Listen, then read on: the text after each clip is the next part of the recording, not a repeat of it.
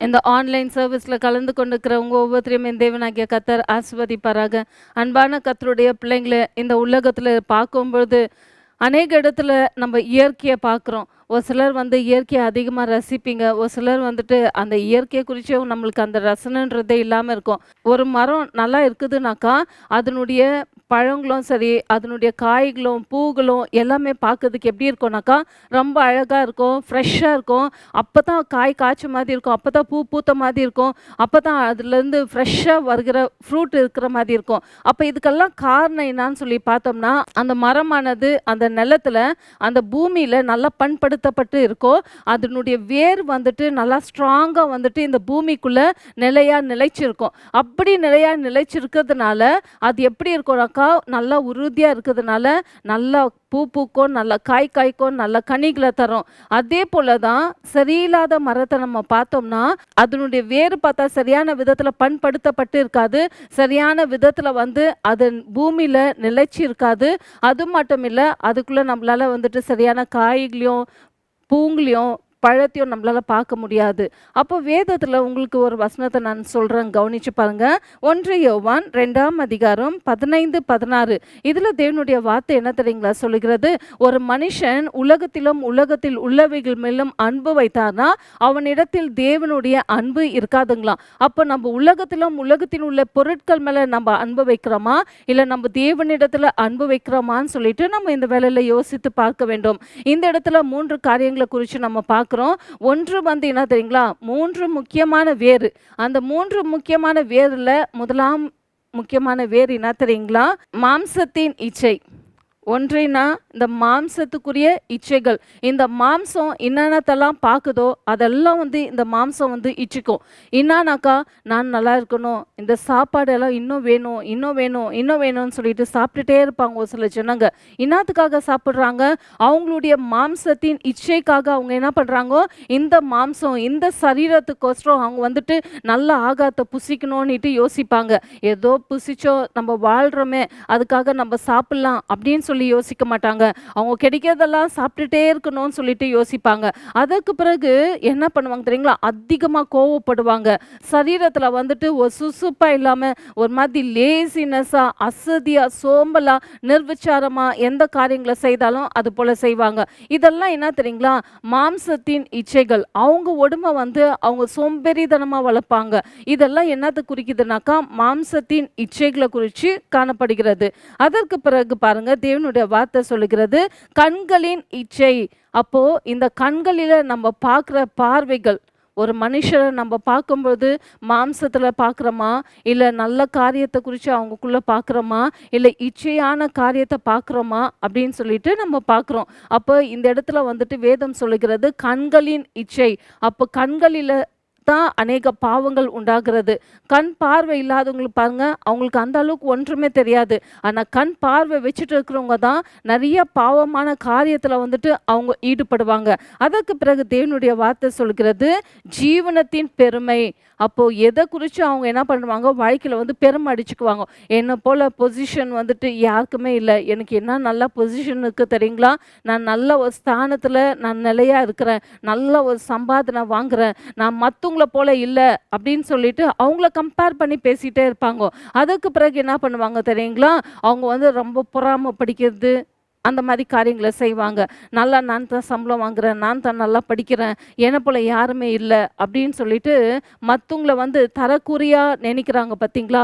இந்த காரியங்கள் எல்லாம் வாழ்க்கையில் காணப்படும். அப்போ அன்பான கர்த்தருடைய பிள்ளைங்களே, இப்படியெல்லாம் இருந்தால் தேவனுடைய ஆசீர்வாதம் நமக்குள்ள காணப்படுங்களா?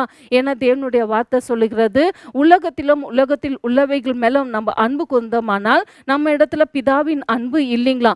அப்போ நம்ம உலகத்தின் காரியங்கள் நமக்குள்ள இருக்கும் பொழுது ஆட்டோமேட்டிக்கா இந்த காரியங்கள் நமக்குள்ள இருக்கும். எப்படி இருக்கும்னாக்கா பாருங்க, மாம்சத்தின் இச்சையும் இருக்கும், கண்களின் இச்சையும் இருக்கும், ஜீவனத்தின் பெருமைகளும் இருக்கும். எப்போ நம்ம தேவன் மேல வைக்க வேண்டிய அன்பு நம்ம தேவன் மேல வைக்காம உலகத்தின் காரியங்கள் மேல வைக்கும் பொழுது பாருங்க, உங்களுக்காக ஆதியாகமம் 3ஆம் அதிகாரம் 6ஆம் வசனத்துல தேவனுடைய வார்த்தை சொல்லுகிறது. ஆண்டவர் சொல்றாரு, நீ எல்லாத்தையும் தோட்டத்தில் உள்ள எல்லா கனிகளையும் நீ புசிக்கலாம், ஆனா இந்த கனியை மட்டும் நீங்க புசிக்க கூடாதுன்னு சொல்லிட்டு. அவர் புசிக்க வேண்டான்ற கனியை அவங்க வந்து புசிக்கிறாங்க. அதுக்கு காரணம் என்ன தெரியுங்களா? பிசாசானவன் அவங்கள வஞ்சிக்கும் பொழுது, ஏவாள வஞ்சிக்கும் பொழுது, பிசாசுக்கு இவ உடனே செவி சாய்க்கிறா. என்ன செவி சாய்க்கிறா? அவளுக்கு வந்து அந்த பிசாசு வந்து வஞ்சனையான காரியங்கள வந்து சொல்லுது. இந்த மாதிரி பாரு, அந்த பழம் பார்க்கறதுக்கு எவ்வளோ அழகா இருக்கு பாரு, அது இன்பமா இருக்குது. அத நீ புசி, நீ புசிக்கிற நாளில நீ தேவன போலயே ஆயிடுவேன்னு சொன்னதுமே, உடனே அவ என்ன பண்றா தெரியுங்களா? பிசாசின் வார்த்தைக்கு செவி கொடுத்து, அவ அத பார்க்கறது மட்டும் இல்ல, அத பறிச்சு, அத புசிச்சு தன் கணவனுக்கும் குடுத்துடுறான்ட்டு பார்க்கிறோம். அப்ப அன்பான கர்த்தருடைய பிள்ளைங்களே, பிசாசின் வார்த்தைக்கு ஏவாள் வந்து அப்படியே கீழ்ப்படிகிறா. அதே நீங்க மத்தேயு 4ஆம் அதிகாரத்துல பாருங்க, பிசாசானவன் கர்த்தராகிய இயேசு கிறிஸ்துவ சோதிக்க வரான். 40 நாள் அல்லும் பகலும் கர்த்தராகிய இயேசு கிறிஸ்து உபவாசித்து அவர் இருக்கும் பொழுது அவருக்கு எவ்வளோ ஒரு பசி உண்டாகும். அப்போ பிசாசு வந்து அவரை சோதிக்க வரும்பொழுது, இந்த கல்லுகள் அப்பங்கள் ஆகும்படி நீ செய்து சாப்பிடுன்னு சொல்லும் பொழுது தேவன் செய்தாருங்களா? பிசாசின் வார்த்தைக்கு அவர் கீழ்ப்படியவில்லை. அதற்கு பிறகு அவன் என்ன செய்றாங்கன்னு தெரியுங்களா? அந்த பிசாசானவன் ராஜ்யத்தினுடைய எல்லா காரியத்தை காட்டிட்டு நீ இதை வணங்கு அப்படின்னு சொல்லி கேட்கும் பொழுது தேவன் அந்த காரியத்தை செய்தாருங்களா? அந்த காரியத்தை அவர் செய்ய கிடையாது. அதற்கு பிறகு பாருங்களேன், நீ மேலேருந்து கீழே குதி, உன்னை வந்து உன் தேவதூதருங்க காப்பாற்றுவாங்கன்றாங்க. ஆண்டவர் அப்படி செய்கிறாருங்களா? ஆனால் செய்ய கிடையாது. ஏன்? அவர் வந்து பிசாசின் வார்த்தைக்கு செவி கொடுக்கல. ஆனால் ஏவாள் என்ன பண்ணுறா? உடனே வந்துட்டு அவள் செவி சாய்ச்சி அந்த பாவத்தில் ஈடுபடுறா. ஆனால் கர்த்தராகிய இயேசு கிறிஸ்து அவர் ஒரு நாள் அந்த தவறை செய்யல. ஏன் அந்த தவறு செய்யல? அவர் எப்பவுமே யாருக்குள்ள நிலையா நிலைச்சிருந்தானா, கர்த்தர்கிட்ட அதிகமா அன்பு வைத்து அவருடைய பார்வை, அவருடைய யோசனை, அவருடைய சிந்தனை எல்லாமே யார் மேல தான் இருந்துச்சுன்னா, கர்த்தராகிய தேவன் மேல தான் இருந்துச்சு. ஆண்டவரே, உம்முடைய சித்தத்தை மட்டும் தான் இந்த பூமியில நான் நிறைவேற்ற வந்திருக்கிறேன். நீங்க என்ன சொல்றீங்களோ சொல்லுங்க ஆண்டவரே, நான் அதை செய்யறேன். உங்க விருப்பத்தை நான் நிறைவேற்றுறேன். நான் பிசாசின் வார்த்தைக்கோ, உலகத்தின் உள்ள பொருட்களுக்கோ, உலகத்தின் இச்சைகளுக்கோ, கண்களின் இச்சைக்கோ, மாம்சத்தின் பெருமைக்கோ, இந்த ஜீவனத்தின் பெருமைக்கோ இந்த காரியங்களெல்லாம் நான் செய்ய மாட்டேன்னு சொல்லிட்டு கர்த்தராகிய இயேசு கிறிஸ்து பிதாவிடத்துல அன்பு வைத்தது மட்டும் இல்ல, அவருடைய விருப்பத்தை மட்டும் அவர் செய்ய இந்த பூமிக்கு வந்தார். அதுல அவர் உறுதியா நிலைச்சு இருந்தது நிமித்தம் தான் அவருக்கு வந்த சோதனையிலையும் எல்லாவற்றையும் சகித்து அவர் மேற்கொள்ள கர்த்தர் உதவி செய்தார். புரிஞ்சுக்கோங்க, இந்த உலகத்துல எல்லாருக்குமே சோதனை வரும் தான். யாருக்குமே சோதனை வராதுன்னு சொல்லிக்க முடியாது. எல்லாருக்கும் சோதனை வரும். பிசாசானவன் எல்லாரையும் தான் சோதிப்பான். ஆனா சோதிக்கும் பொழுது அந்த சோதனைக்கு உட்பட்டு நம்ம போயிடுறோமா, கர்த்தராகிய இயேசு கிறிஸ்துவை போல நம்ம உறுதியா நிக்கிறோமான்னு சொல்லிட்டு நீங்க கொஞ்சம் யோசிச்சு பாருங்க. கர்த்தராகிய இயேசு கிறிஸ்து தேவனுக்கென்று இந்த பூமியில அப்படி நிலையாய் நிலைத்திருந்து அவருடைய சித்தத்தை கடைசி வரைக்கும் அவர் நிறைவேற்றினதுனால தான் அவருக்கு எல்லா ஆசீர்வாதங்களும், அவருக்கு எல்லா காரியங்களும் கிடைச்சது. புரிஞ்சுச்சுங்களா? ஆண்டுடைய வார்த்தை சொல்லுகிறது, எல்லா நாமத்துக்கும் மேலான நாமத்தை அவருக்கு தந்தர்லினாங்களாம். வானிலத்தோர் பூதலத்தோர் பூமியின் கீழானர் யாவருடைய முழங்காலம் முடங்கும், நாவுகள் யாவும் கர்த்தரே தேவன் என்று அறிக்கை பண்ணும் என்று அவருக்கு அந்த அளவுக்கு கிடைச்சது. அவர் பிதாவின் சித்தத்தை மட்டும் தான் இந்த பூமியில நிறைவேற்றினார். ஒரு காரியத்தை உங்களுக்காக நான் சொல்ல ஆசைப்படுகிறேன். ஒரு பையன் இருந்தாங்களாம். அந்த தாய் தகப்பனுக்கு வந்து ஒரே ஒரு பிள்ளை.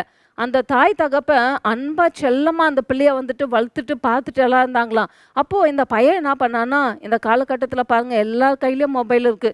மொபைல் இல்லாம யாருன்னா இருக்கிறாங்களா? எல்லார்கிட்டயும் மொபைல் இருக்கு. இவங்கிட்டயும் மொபைல் இருக்கு. இவங்கிட்ட இருக்கிற மொபைல் வந்து புதுசு இல்லை, அது வந்து எல்லாம் பழைய மாடலாக வச்சுட்டு இருக்கிறான் அவன். அப்போ பழைய மாடலாக வச்சுருக்கும் பொழுது அவன் பார்க்குறான் எல்லாரையும், எல்லா ஜனங்களும் நல்லா புதிய மாடலாக வச்சுட்டு இருக்காங்க. நம்ம வச்சுருக்கிற மொபைல் வந்து பழையசா இருக்கான்னு சொல்லிட்டு அவங்க அம்மாவை போயிட்டு அவங்க டிஸ்டர்ப் பண்ணுறான்.